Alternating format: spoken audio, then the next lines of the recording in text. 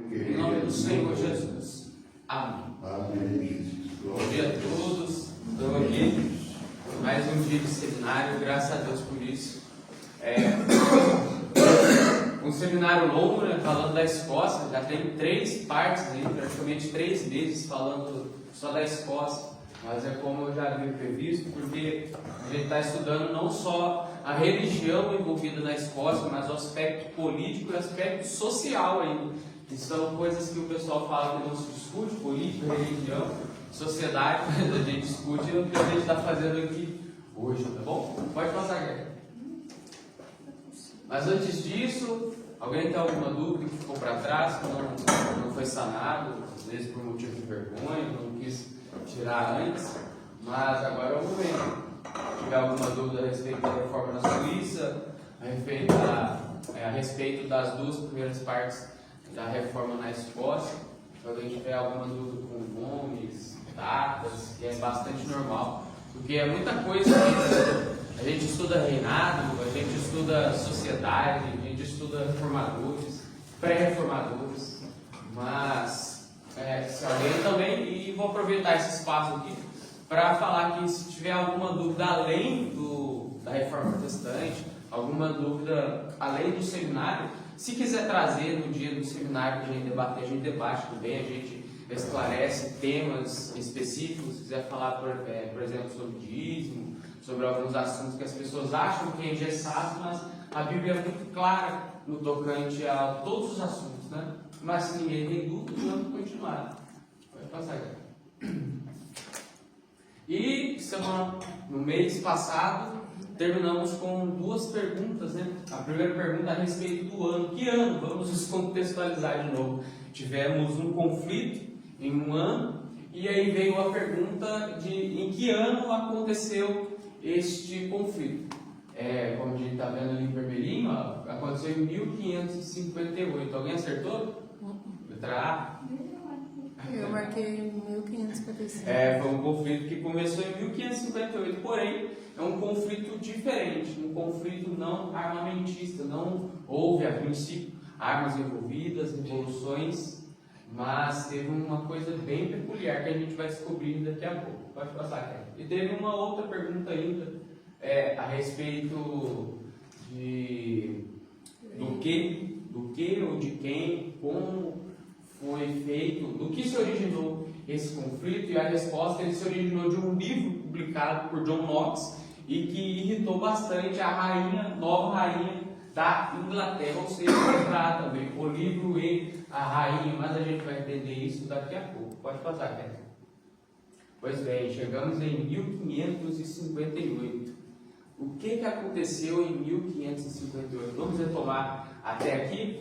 Vimos que John Knox ele foi levado ao exílio em 1547, passou por 18 ou 19 meses de exílio nas galés francesas, servindo ainda como escravo, servindo ainda como remador, passava por diversas privações de sono, privações de comida, privações de descanso e privação de liberdade. Teve até aquele fato que ele viu todo mundo, a maioria venerando a imagem de Maria, e aí ele chegou, pegou, arremessou a Maria no mar, disse que ela já era leve, vamos ver se ela boiava. Foi isso que ele fez na galés francesa. Então ele ficou esse período de 18 ou 19 meses servindo como escravo nas galés francesas, mas ao sair das galés francesas ele não retornou para a Escócia.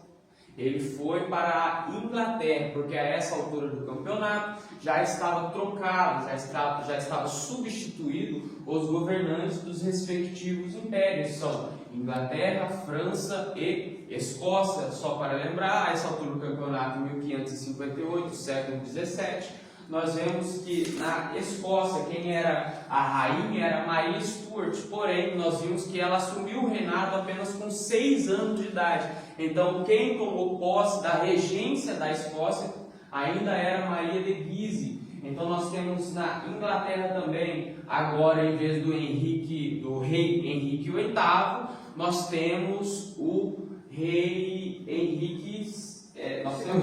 o rei Eduardo VI na Inglaterra, onde ele assumiu até os seus 15 anos de idade. Por curiosidade, era um trono protestante. O rei Eduardo VI assumiu um trono protestante, tirou a autoridade papal e adicionou e incluiu o protestantismo na Inglaterra. E nós temos ainda na França de 1558 o rei Henrique II. Então, estes são os três governantes. Na Escócia, a regente Maria de Guise, na Escócia, a regente Maria de Guise, na Inglaterra, o rei Eduardo VI e na França, o rei Henrique II. Esta é, bom, até o momento, atualmente, os governantes. Porém, mas entretanto, todavia, nós tivemos um problema com John Knox. Quem é que lembra que John Knox ele começou a ser perseguido de novo na Inglaterra, justamente pelo rei Eduardo VI ter morrido, e quem assumiu foi uma católica ferrenha de nome Maria Tudor, filha de Catarina de Aragão, ou mais conhecido como Bloody Mary. Matou 288 protestantes uma tacada só, perseguiu, destruiu igrejas, matava a sangue frio. Então ela assumiu, quem estava no olho do furacão? John Knox, apanhando de novo na Inglaterra. Apanhou na Escócia, apanhou nas Galés Francesas e estava apanhando agora de novo na Inglaterra. Coitado, a vida não é fácil e piorou a vida de John Knox nesse interlúdio entre 1558 e 1559. Pode passar, Kézia. Em 1558, mais propriamente dito em março de 1558, John Knox publica um livro falando da sua revolta, falando de tudo que ele pensava daquele governo monstruoso de Maria Tudor. Além de ser católica, ela também perseguia os protestantes, matando, como já informei, uma média de 288 protestantes enforcados, queimados, abatidos. Mas, nesse interlúdio, em março de 1558, é publicado o primeiro toque de trombeta contra o monstruoso governo de mulheres. Olha, a gente já começa com uma polêmica aqui, escrachada, mas, coitado do John Knox, ele publicou esse livro, mas, para a infelicidade dele, é de conhecimento nosso que, em 1558, não existia gráfico assim, a torto e a rodo. Não existia gráfico aleatório que você publica uma coisa hoje ou amanhã já está todo mundo sabendo. Levava tempo, escrevia panfleto, aí ia distribuindo entre as pessoas, aí começava a ser de conhecimento. Mas esse livro, o primeiro toque de trombeta contra o monstruoso governo de mulheres, ele foi publicado por John Knox em março de 1558. Porém, pode passar, Guilherme. Porém, Bloody Mary morreu em novembro.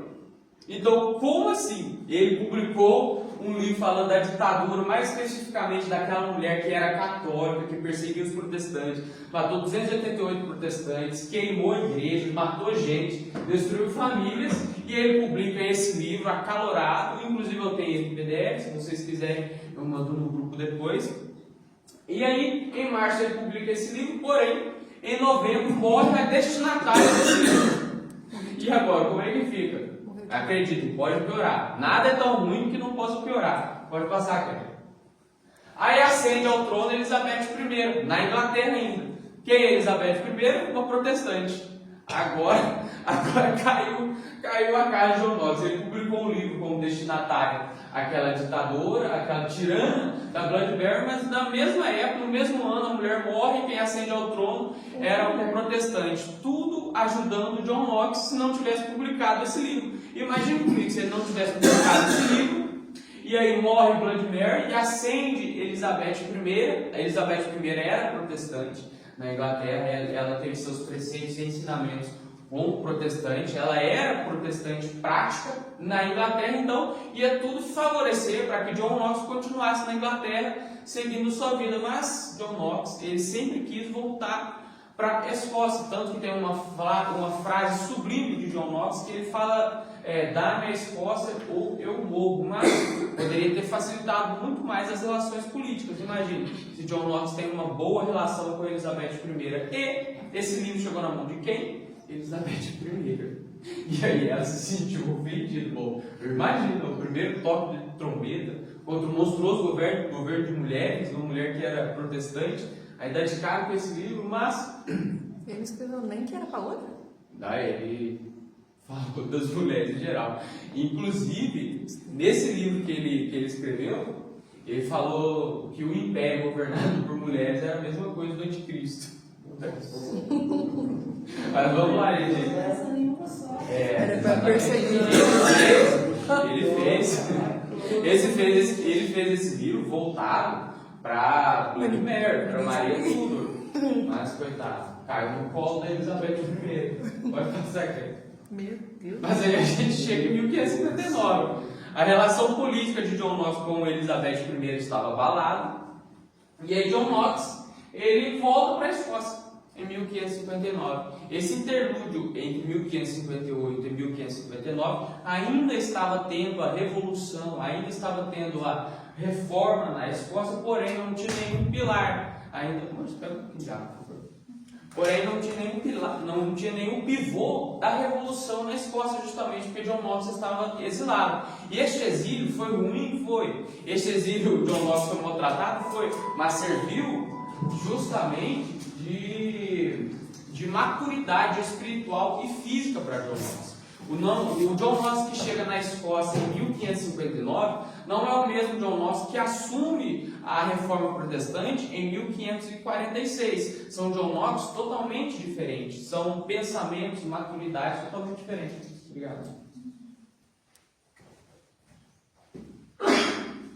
Então, para retomar a Escócia de 1546, nós tivemos toda aquela perseguição que culminou na morte de George Wishart.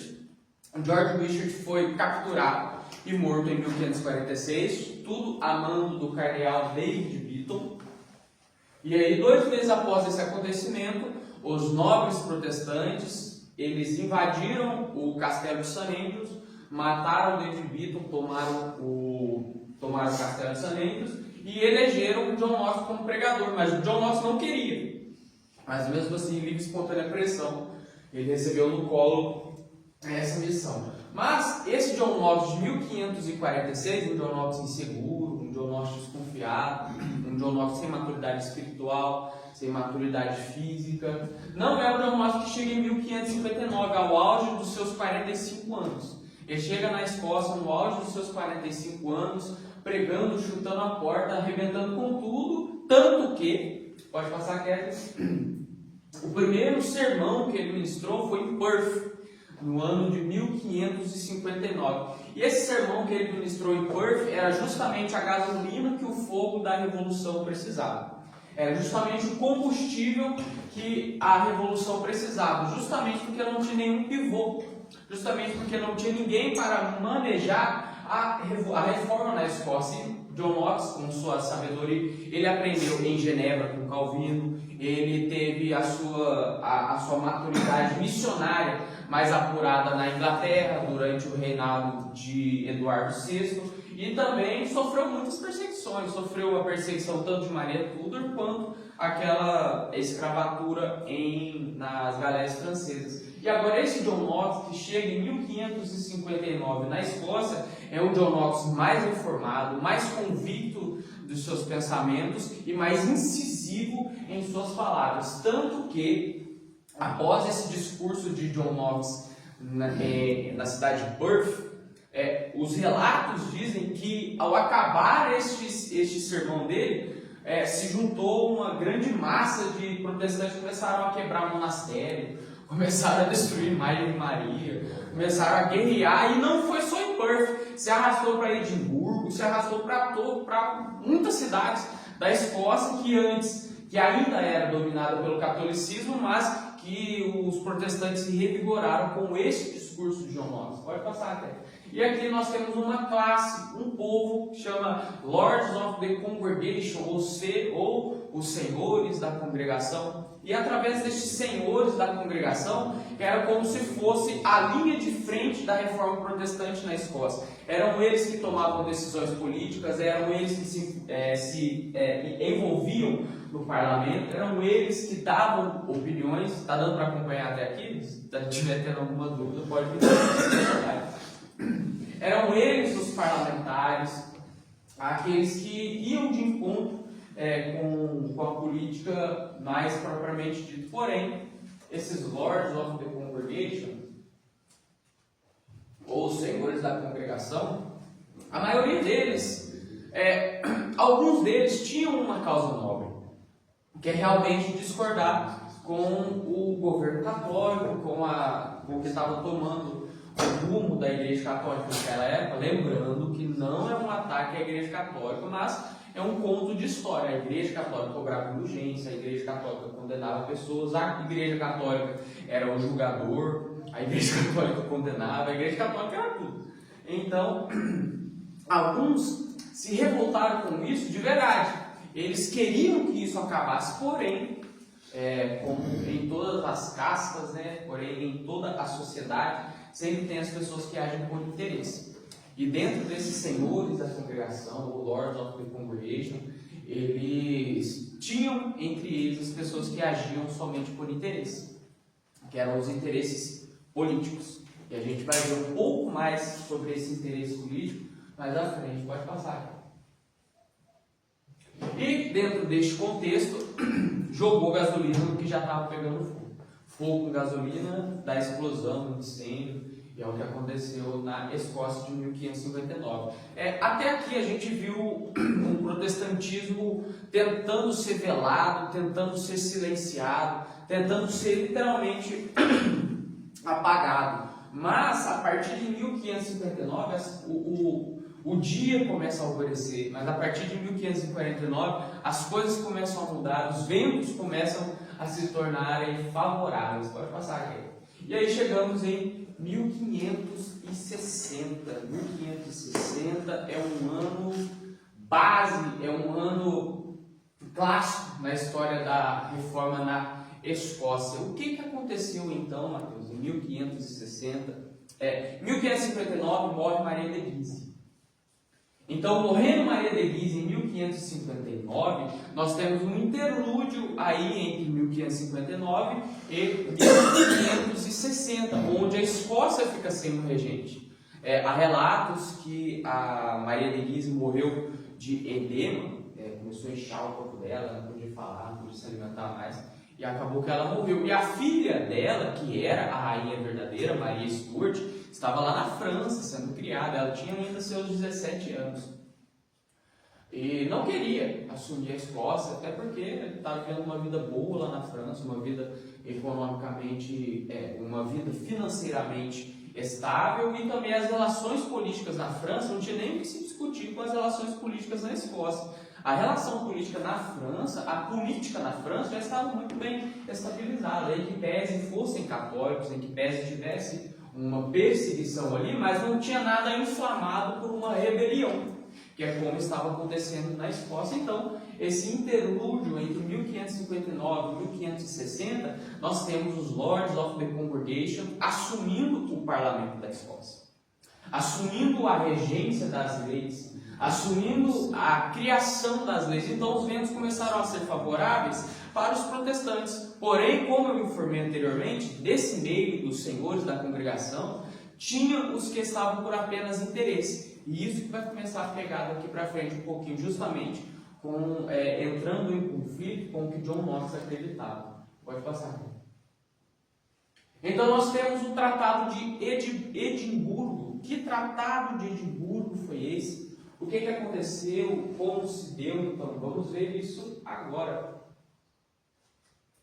O Tratado de Edimburgo foi um tratado entre a França e a Inglaterra, para eles deixarem que a Escócia resolvesse seus próprios conflitos, para que eles tirassem suas tropas da Escócia, porque em 1560, ao morrer Maria de Guise, juntou França e Inglaterra dentro da Escócia. Aí imagina, um país que já não se dá há tanto tempo, juntado dentro de um país que está acontecendo uma revolução. Dois países que se odiavam, e até hoje tem mágoa, que se colocar um francês e um inglês para conversar, muito provavelmente vai dar briga. E dentro de uma Escócia instável politicamente, instável financeiramente, instável religiosamente. Então a Escócia era uma bomba relógio que tinha acabado de explodir e tinham dois países que queriam tratá-la como rota comercial, como dominação de seus respectivos impérios. Então nós temos o rei Henrique II na Inglaterra e a rainha Elizabeth ressentida com John Knox como governante da Inglaterra. Eu falei Henrique II na Inglaterra? Não, né? Henrique II na França. Henrique II da França e Rainha Elizabeth I na Inglaterra. Temos esses dois exércitos num lugar que já estava pegando fogo. E aí há um tratado de Edimburgo, que convenhamos que um país resolva por ele mesmo os seus conflitos. Não tem que ninguém ficar dando pitaco. Não tem que ninguém ir na sua casa e falar o que você tem que fazer. Aí foi justamente isso que aconteceu. Esses senhores da congregação, eles mobilizaram um acordo entre França e Inglaterra para que deixassem a Escócia resolver seus próprios conflitos. E foi isso que aconteceu. Então, o Tratado de Edimburgo foi bom, por um lado, para a Escócia, justamente porque deixou a Escócia resolver seus próprios problemas. Mas era uma Escócia instável. E dentro dessa Escócia instável vai passar a guerra. Nós tivemos uma reforma parlamentar escocesa, que foi onde os lords da congregação tomaram a frente do parlamento. Foi onde os lords da congregação tomaram a frente da criação de leis, da abolição do papado, por exemplo, tornaram o protestantismo como a religião oficial da Escócia, porém, um país que viveu a vida toda, a maioria de sua estrutura em uma estrutura católica, isso não vai acontecer de uma hora para outra. Não é criando lei que a gente vai mudar o costume das pessoas de uma hora para outra. Foi justamente isso que aconteceu em 1560 na Escócia. Pode passar, né? Mas tivemos dois marcos para a história da Escócia em 1560. Um é a confissão escocesa, confissão de fé escocesa, que pasmem, foi criada em 4 dias por 6 Joões, John Knox mais 5. Então, se um João já estava fazendo tudo isso na Escócia, imagina 5 juntos. Então, criaram em 4 dias a confissão de fé escocesa, mas não parou para passar. Criaram também o primeiro livro de disciplina, e é aqui que a gente vai falar deste livro de disciplina. Que confissão de fé escocesa e que primeiro livro de disciplina é esse? Eu tenho os dois em PDF, se quiserem depois eu mando no grupo também. Mas basicamente a confissão de fé escocesa é eles estabelecendo a fé protestante na Escócia. E o primeiro livro de disciplina é justamente a maneira como seria feito as igrejas protestantes na Escócia. A forma de culto, a forma de liturgia, a forma das graduações, a forma da hierarquia. E isso se repete até os dias de hoje. Eu esperei chegar até esse terceiro dia, eu esperei até chegar essa terceira parte da reforma na Escócia para falar que o fundador do presbiterianismo, o fundador da presbiteriana, não foi João Calvino. Todo mundo aqui conhece a presbiteriana, né? Não a que a gente fazia parte, mas a presbiteriana clássica, que são os calvinistas, o pessoal do Uma Vez Salvo, Salvo para Sempre. É a mesma igreja do Augusto Nicodemos, Hernandes Dias Lopes, é o pessoal que tem mais seu entendimento voltado para o calvinismo, mas muitos associam a presbiteriana ao calvinismo, a João Calvino. E o fundador da presbiteriana não foi João Calvino, o fundador da presbiteriana foi justamente John Knox.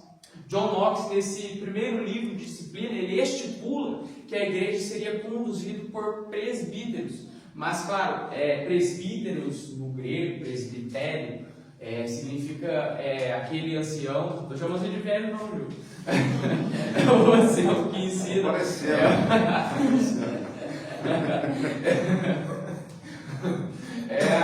Aquele que rege, aquele que ensina. E aí, mais para frente, a gente vai esclarecer também a respeito dos cargos eclesiásticos dos quais Paulo nos ensina. Mas tá aí uma curiosidade: o fundador da igreja presbiteriana não é João Calvino, é John Knox.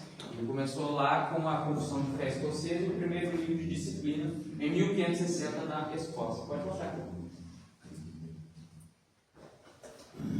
Agora, temos aí em 1561 e 1567.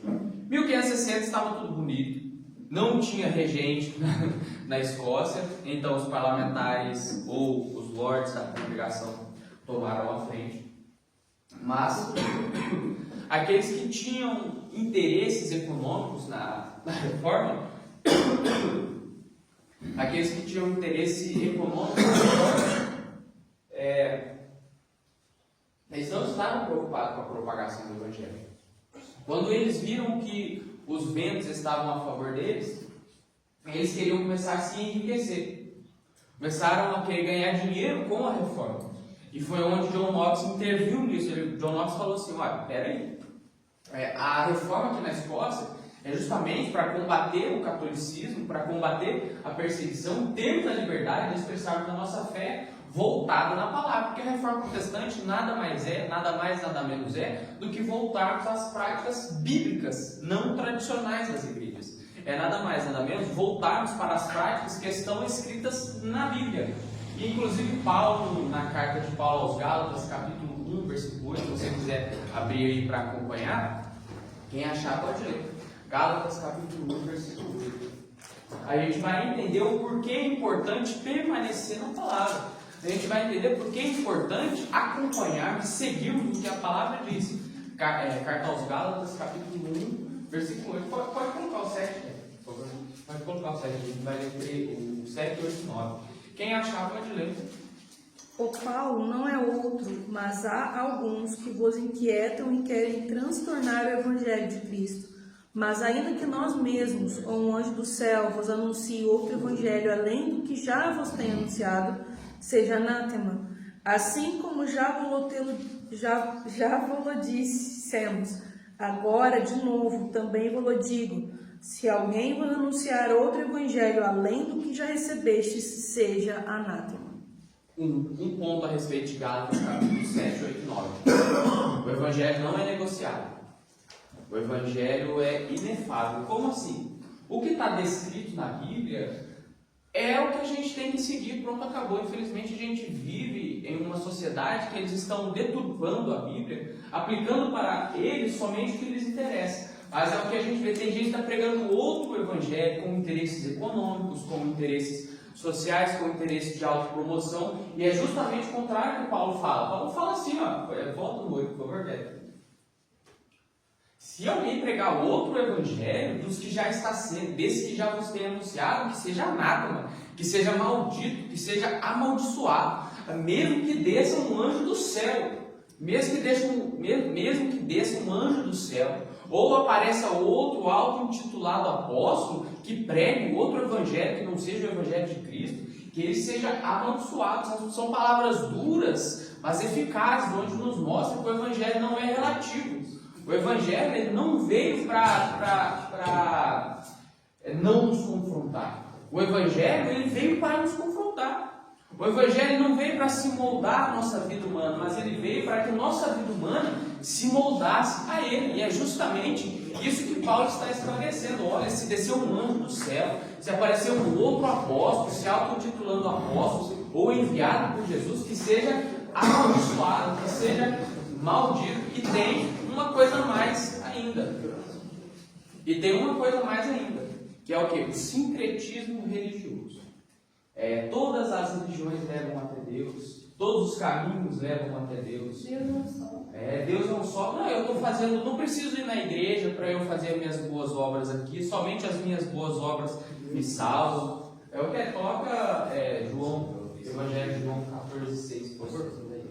Eu sei gente que acredita ficando em casa, não indo na igreja, eu já ouvi muito isso aí. Que já são salvos e não precisa. Então é um burro.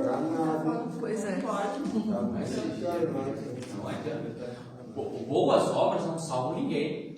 Beleza, Tiago falou assim, a fé sem obras é morta. Mas você vê que ele fala de fé depois de obras. É justamente por isso. Não tem como fazer boas obras se eu não tenho Jesus na minha vida. Tudo que eu faço é passageiro, porque se forem boas obras, mas eu não tiver fé, simplesmente salvar sem fé é impossível agradar a Deus. E Paulo fala em Efésios capítulo 2, versículo 8 também, ele diz que pela graça nós somos salvos mediante a fé no Senhor Jesus Cristo. Então nós não somos salvos pelas nossas obras, nós não somos salvos pelo que fazemos, nós somos salvos pela fé que nós temos em Cristo. E a Bíblia diz que a fé é dom gratuito de Deus. Então, se nós temos fé em Cristo, pode ter certeza que é um dom de Deus. Mas o sincretismo religioso, o pessoal fala, não, vai ali, que só de você falar de Jesus vai salvar, vai ali que você fazer boas obras vai salvar, vai ali, leva uma marmita, vai ali e fala de Jesus para uma pessoa que você vai se salvar. Independente de onde você estiver, se você estiver falando de Jesus, você vai ser salvo. Mas quando a gente lê Mateus capítulo 16, a gente vai ver que Jesus fala, Marcos capítulo 7 fala assim que muitos me louvam com os lábios, mas o coração está longe de mim. E onde a gente vê as pessoas falando que vários caminhos levam até Cristo, a gente vê que Jesus falou o contrário. João capítulo 14, versículo 6, disse Jesus, eu sou o caminho, a verdade e a vida, ninguém vem ao Pai senão por mim. Então não tem como alguém ser salvo se não estiver em Cristo. Não é pregação sobre religião. Jesus nunca pregou religiosidade, Jesus pregou santidade. Então, se Jesus ele se põe como caminho e fala que ninguém vai ao Pai se não for por ele, é justamente porque não há uma segunda opção. É justamente porque não há uma segunda prática que vá me fazer ir ao céu, a não ser trilhando por Jesus. Tá bom? Pode voltar. Alguém quer falar alguma coisa a respeito disso? Matheus, eu só acho interessante mencionar Gálatas, que você falou, né? Você falou até o versículo 10, não é isso? De 7 ao 9. O que você falou a seguir, está falando até o versículo 12, você quer ler, não é isso? Pode. Você falou até qual versículo? 9, né? Gálatas capítulo 1. Parei no 9. Versículo 9. Parei no 9. Porque persuado eu agora homens ou a Deus? Ou procuro agradar a homens? Porque se estivesse ainda agradando aos homens, não seria servo de Cristo. Mas faço-vos saber, irmãos, que o evangelho que por mim foi anunciado não é segundo os homens, versículo 12, porque não recebi nem aprendi de homem algum, mas pela revelação de Jesus Cristo. A Bíblia fala por si mesmo. Alguém tem alguma coisa para falar em cima disso? Realmente isso aí precisa ser mais pregado hoje para combater as mentiras, né? As heresias que têm acontecido muito hoje, até nos dias atuais que nós estamos vivendo. Como tem sido difícil hoje o evangelho genuíno ser aceitado, porque eles estão trazendo um ensinamento errado. E muitos não querem esse evangelho de correção, de confronto. Eles querem um evangelho que você pode permanecer no pecado. O evangelho não é esse que eu conheço. O evangelho para mim é cruz, é renunciar, é eu deixar de fazer a minha vontade para fazer a vontade de Cristo. Com certeza, exatamente isso. Vou voltar agora para o seminário, vamos ver a pregação. Gente emenda, começa a pregar. Mas 1561 a 1567 foi o período de governo de Maria Stuart. A Maria Stuart estava na França sendo ensinada os preceitos e as crenças católicas. É a mesma que vai voltar agora em 1561, aos seus 18 anos de idade.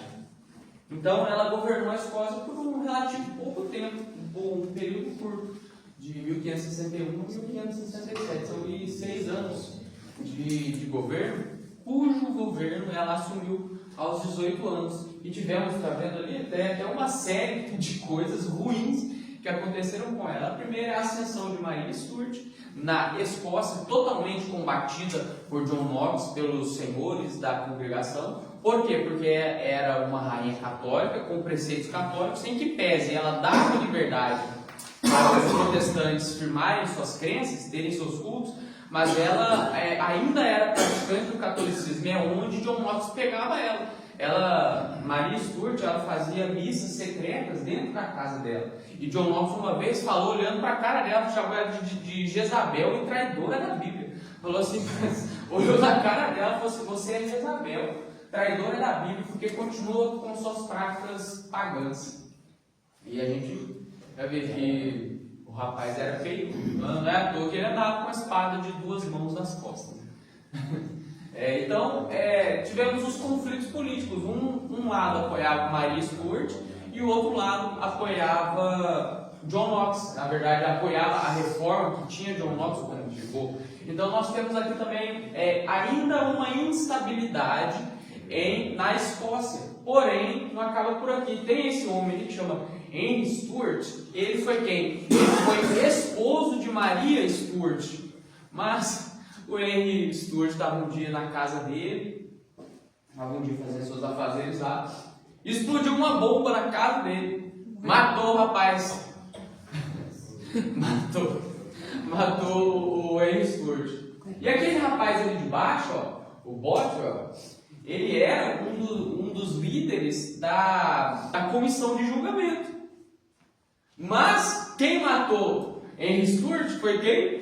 Bothwell. Então o cara que matou o Henry Stuart, ele mesmo presidia o julgamento. E é claro que ele foi inocentado. E olha, um mês depois da morte de Henry Stuart, quem casa com o Bothwell? Vai botar. Ah, tá. A Maria Stuart.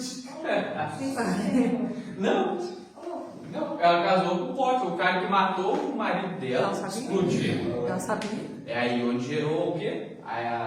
Mais uma estabilidade política na Escócia. Furazóis. Não, mas ele não vai para a congregação não. Ele fazia parte da Câmara de Julgamento. Quem julgava as transgressões da lei, ele fazia parte, era como se fosse um juiz do STF. Tipo o Alexandre de Moraes. Ele investigava, processava e em 1559, entre 1559 e 1560, ele, por não ter uma regência na Escócia, eles que assumiram o parlamento. Entendeu? Mas o Bothwell, ele não fazia parte do parlamento, ele fazia parte mais da parte julgadora das leis, que a Escócia já tinha uma legislação prévia.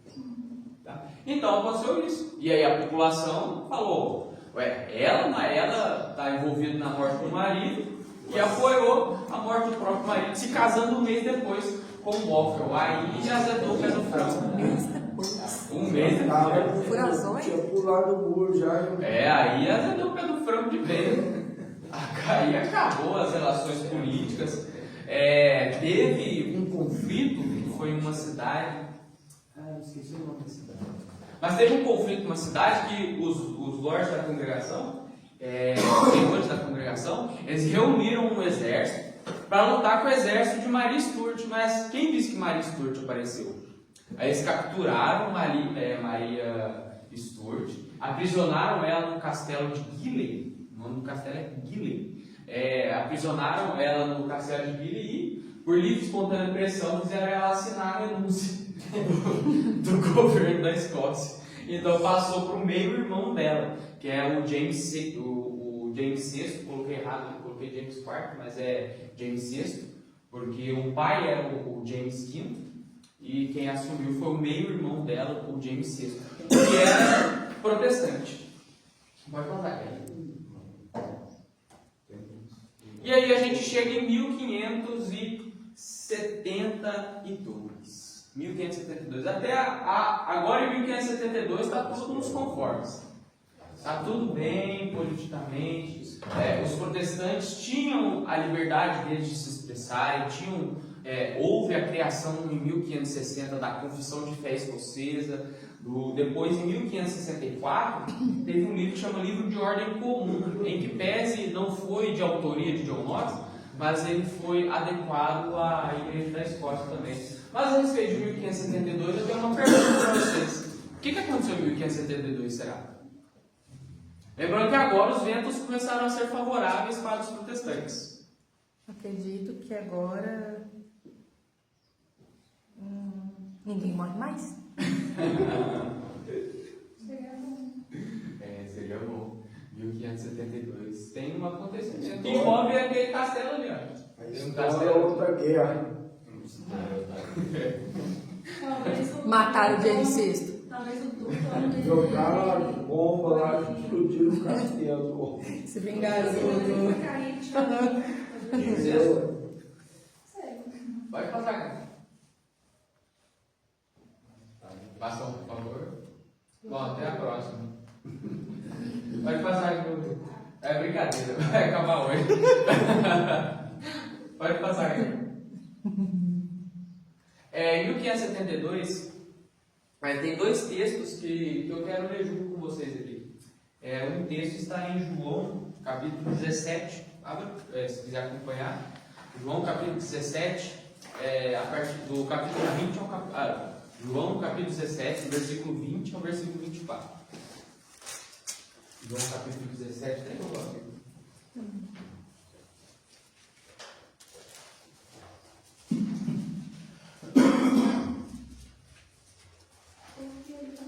Tá bom? Deixa eu ver.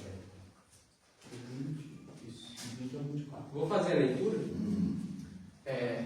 E não rogo, Jesus falando, tá? E não rogo somente por estes. Essa aqui é a oração de Jesus. Se você olhar aí, a partir do versículo 6, vai dizer que Jesus ora por seus discípulos. E não rogo somente por estes, mas também por aqueles que pela tua palavra hão de crer em mim. Para que todos sejam um como tu, ó Pai, e o és em mim, e eu em ti, que também eles sejam um em nós, para que o mundo creia que tu me enviaste. E eu dei-lhes a glória que a mim me deste, para que sejam um, como nós somos um. Eu neles e tu em mim, para que eles sejam perfeitos em unidade. Aguardem isso, perfeitos em unidade. E para que o mundo conheça que tu me enviaste, e que os tens amado a eles, como me tens amado a mim. Versículo 24. Pai, aqueles que me deste, quero que onde eu estiver, também eles estejam comigo, para que vejam a minha glória que me deste, porque tu me amaste antes da fundação do mundo. Até aqui. Por que eu estou falando sobre João, capítulo 17, versículo 24? Porque justamente em 1572, John Knox, ele tem dois acontecimentos na vida de John Knox. Um é o discurso de John Knox, e o discurso dele é pautado em João, capítulo 1, versículo 6. Ele fala da necessidade de se ater à palavra e renunciar a heresias. John Knox, ele já velho, debilitado, há relatos que falam que ele subiu no púlpito para ministrar o sermão, carregado por outras pessoas, mas que o corpo dele estava desgastado, mesmo que o corpo dele estivesse já defasado, a oratória dele, a vontade que ele pregava, ainda era a mesma de seus 45 anos, quando ele chegou em 1559. Então, ele ministra esse sermão falando para a igreja da Escócia, a Kirk. Eu até aprendi, estou passando para vocês uma palavra em escocês. Kirk é igreja. Então, fica a curiosidade também. Kirk, bilíngue. Aí, ele prega esse sermão. Ele ministra um sermão pautado em João capítulo 1, versículo 6, falando da necessidade de manter o centro da igreja em Cristo, de manter Cristo como o centro da igreja, não negociar por dogmas e vãs tradições, mas se ater somente à Bíblia. Aí, em 1572, é a morte de John Knox. John Knox morre em seu leito, e esse texto que eu li, João capítulo 17, do versículo 20 ao 24, foi o texto que o secretário dele deu para ele. John Knox pediu para que tirasse um texto e que lesse para ele em seus últimos momentos. E esse foi o texto que foi lido para John Knox naquele momento de partido, que ele já sabia que ele ia partir. E uma frase que John Knox deixou, ele falou assim: agora eu só espero me encontrar com o meu Senhor. E foi onde ele faleceu depois de ouvir esse versículo, João 17, 24. Que bom que pelo menos tudo perrengue e morreu de boa na velhice. Morreu com 58 anos, morreu novo. Nossa! Morreu aos 58 anos. Naquela época, as pessoas não passavam. Não passavam. Era. Nossa, Ele viveu até muito pra época. debilitado, carregado, caramba. Morreu aos 58 anos. Bom, chegamos ao final da reforma na Escócia. Eu quis terminar com esse versículo, porque é um versículo encorajador, né, que que nos mostra que nós temos um lugar melhor do que aquele. E foi justamente o que aconteceu com John Knox. John Knox ele é muito pouco falado, mas tem muita importância na história da Reforma Protestante. E esse versículo é até renovador. Esse versículo 24, papai, aqueles que me deste, quero que onde eu estiver, também eles estejam comigo, para que vejam a minha glória que me deste, porque tu me amaste antes da fundação do mundo. Aí eu agradeço a oportunidade, faço o pastor.